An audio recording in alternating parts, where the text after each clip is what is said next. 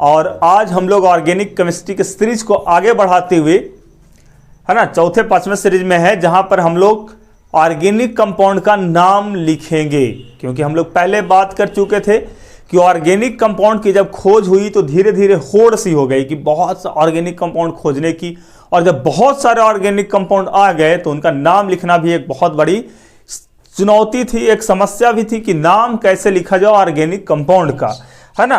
तो organic compound का नाम से रिलेटेड आज हम लोग प्रॉब्लम करने वाले हैं, और हम लोग नाम में एक एक कंपाउंड का नाम लिखेंगे। मतलब प्रत्येक तरह का कोई भी कंपाउंड हो, है ना, कोई भी ऑर्गेनिक कंपाउंड हो तो उसका IUPAC नाम कैसे लिखाएगा उस पर हम लोग आज बात करेंगे और लिखेंगे। ठीक है, लिखने के लिए रूल्स जो है वो सीखेंगे हम लोग। ठीक है, तो देखो सबसे पहले बात ध्यान देना है कि ऑर्गेनिक कंपाउंड का नाम, है ना, ऑर्गेनिक कंपाउंड का नाम लिखने के बाद जो हुआ वो जनरली ऑर्गेनिक आज भी ऑर्गेनिक कंपाउंड का जो नाम होता है वो जनरली दो तरह का होता है।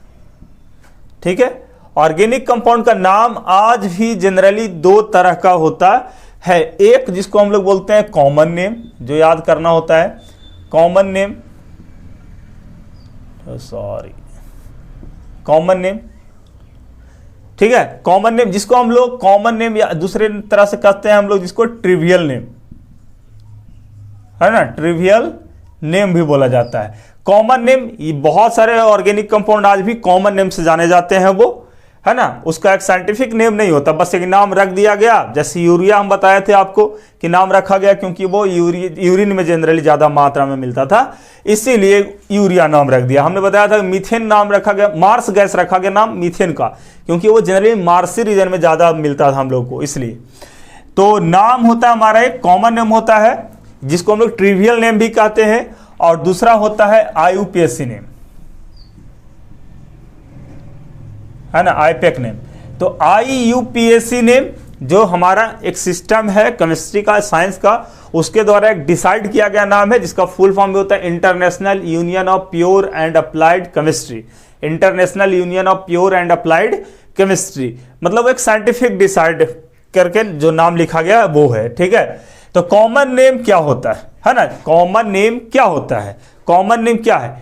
तो जैसे जनरली हम लोग घर में भी जैसे कोई बच्चा होता है उसका नाम हम लोग एक कुछ चुन्नू मुन्नू लिख दिए, है ना, कुछ भी लिख बोल देते हैं घर में, लेकिन उसका एक अभी तो हम लोग के यहाँ खत्म होते जा रहा है धीरे धीरे, लेकिन हम लोग ऐसा पहले जनरली सनातन धर्म वाले लोग या कोई भी धर्म से रिलेटेड लोग वो अब एक लिखवाते, आज भी बहुत लोग लिखते हैं और वो लिखवाते थे, है ना, बहुत लोग आज भी लिखते हैं और बहुत लोग लिखवाते थे, बहुत पहले तो ज्यादा लिखवाते थे। वो डिसाइड होता था कि कैसे इसका नाम, कब जन्म हुआ, किसके आधार पर, इसके दादा का नाम क्या था, पापा का नाम क्या था, कैसे कैसे डिसाइड करके नाम लिखा जाता था। और एक घरेलू नाम होता था, बस कुछ भी बोल दिए हम लोग, है ना। बहुत लोग ऐसे जैसे बुधवार का जन्म होता है बुधना, कुछ भी नाम ऐसे लिख दिए, लेकिन एक नाम होता था जो उस नाम से उसको दुनिया पहचानती थी। जैसे वो नाम बोलता था तो उसको लगता है अरे फलानवा जगह से आता है ना, उसका सारा उसका मतलब बहुत लोग तो उसका जनरेशन पता कर देता था, नामे में लिख ले रहता था कि ये पता चल गया कि कुछ जनरेशन का आदमी। वैसे यहाँ पर काम होने वाला है। तो इंडिविजुअल नेम मतलब ट्रिवियल नेम या फिर कॉमन नेम की जो बात हम लोग करें तो ट्रिवियल नेम जो है वो साइंटिफिक नहीं होता है, दूसरी साइंटिफिक नेम नहीं है, जनरली हम लोग इस्तेमाल किया जाता है। ये वेरिएबल होता है प्लेस टू प्लेस। कुछ पॉइंट हम बता दे रहे हैं आपको। वेरिएबल होता है, वेरिएबल प्लेस टू प्लेस,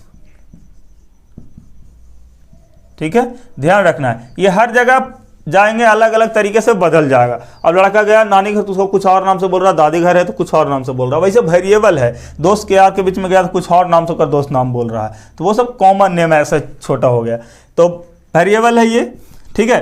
और वर्ल्ड वाइड एक्सेप्टेबल नहीं है, ध्यान रखना है ये, है ना। डू नॉट एक्सेप्टेबल बोले ना, एक्सेप्टेबल, है ना, एट वर्ल्ड वाइड।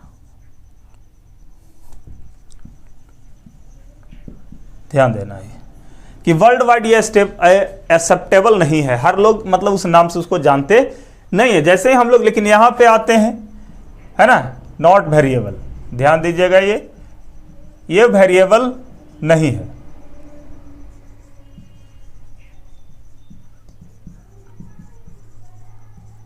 हमारा जो नाम होगा IUPAC नाम, वो जनरली वेरिएबल नहीं होगा। जो आप यहाँ पे अपने शहर में कह रहे हैं, जो आप भारत में कह रहे हैं, वही आप इंग्लैंड में भी कहेंगे, वही आप अमेरिका में कहेंगे, कहीं जाइए आप उसी नाम से उसका जानेंगे हम लोग, तो उसका होगा।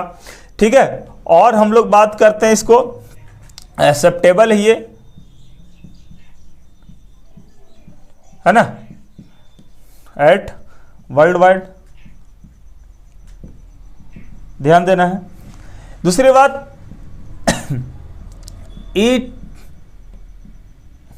इट हैव रूल, या इट बेस्ड ऑन रूल लिखते हैं हम लोग, it based on sum rule.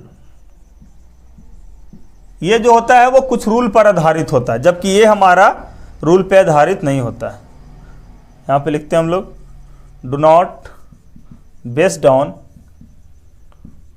Any rule.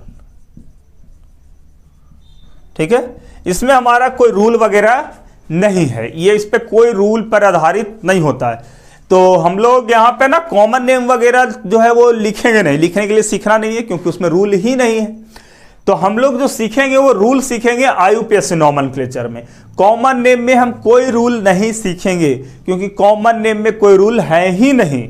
तो हम लोग जो रूल सीखेंगे आपको, वो सीखेंगे IUPAC नॉमेनक्लेचर का। ठीक है, तो IUPAC नॉमेनक्लेचर के लिए हम लोग को जरूरत है रूल का। ठीक है, कि रूल हमारे पास कुछ होना चाहिए कि कैसे लिखा जाता है। ध्यान रखने वाली बात कि कैसे लिखा जाता है ऑर्गेनिक कंपाउंड का नाम, IUPAC नाम, इसके लिए हम लोग को चाहिए रूल, और कॉमन नेम के लिए चाहिए नहीं, हमको चाहिए कोई रूल। ठीक है, और कॉमन नेम आप याद कर सकते हो, कॉमन नेम आप याद कर सकते हो, और याद करना पड़ेगा। एवं ध्यान देने वाली बात है कि याद करना पड़ेगा हम लोगों को। ऑर्गेनिक कंपाउंड का कॉमन नेम याद करना पड़ेगा। आपको बोर्ड हो या फिर बहुत सारा एग्जाम है, जैसे छोटा छोटा एग्जाम, उसमें भी आपको पूछा जाता है, तो कॉमन नेम हम लोग को याद करना पड़ेगा। इंजीनियरिंग वगैरह हो या मेडिकल हो, कहीं पर भी आप जाओगे, जनरली एक बोल दिया पैरासीटामोल का ऑर्गेनिक नाम का मतलब IUPAC नाम क्या। छोटा छोटा तो हो जाता है कि आइसोमेरिज्म जो हम लोग पढ़ेंगे उसमें कुछ कॉमन नेम होता है, आइसोपेंटेन, नियोपेंटेन वगैरह कुछ छोटा छोटा, तो वो सब पूछा जाता है। तो हम लोग को यहाँ पर ना कॉमन नेम के लिए कोई टेंशन नहीं लेना है, उसको आपको एक मिल जाएगा याद करने के लिए एक चार्ट, और दे देंगे, बोलेंगे पूरा इसको याद कर लो, उसी में से सब रहता है। और हम लोग पढ़ेंगे यहाँ पे IUPAC नेम, है ना, कि भैया रूल क्या है IUPAC नाम लिखने का।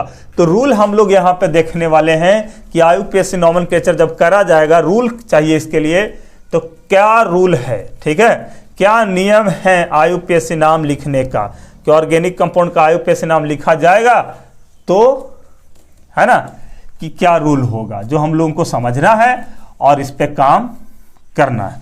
और समझेंगे, छोटा सा है और इतना आसान रूल है ना, कहना नहीं, स्टेप बाय स्टेप काम करेंगे, एकदम समझ में आएगी, इसकी पूरी गारंटी है।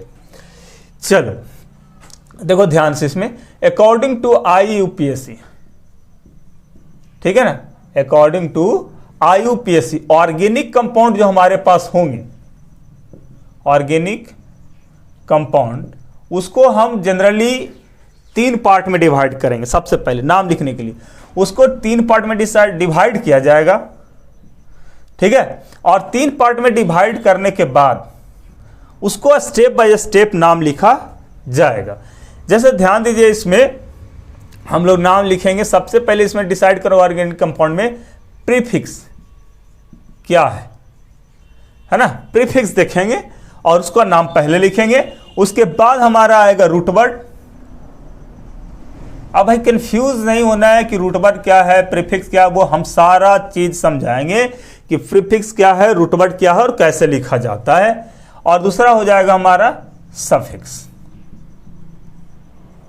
ठीक है, प्रीफिक्स, रूट वर्ड और सफिक्स क्या है, कैसे लिखेंगे, उसके पीछे कंफ्यूज आपको होना नहीं है, कभी भी कंफ्यूज होना नहीं है। बस आप थोड़ा सा देखिए, हम एक एक चीज को बता देंगे।